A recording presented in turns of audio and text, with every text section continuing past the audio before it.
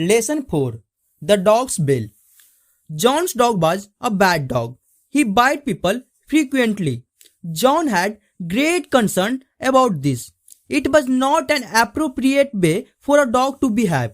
His friends in the village always expected the dog to bite them. The news about John's dog spread through the village. None of the people wanted to go to John's house. John tried to instruct the dog to behave, but it never barked.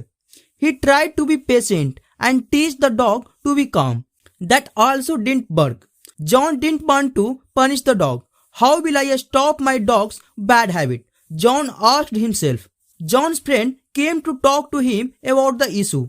During their important meeting, his friend said, "The people in the village asked me to represent them. We want your dog to stop this habit. Why don't you put a bell around the dog's neck? This way, we would hear your dog coming down the street." John thought this was a great idea. Now people could stay away from the dog. It would not be able to bite anyone anymore. The dog liked the bell too. People looked at him when they heard his bell. This made the dog very content. He liked the song the bell played when he walked.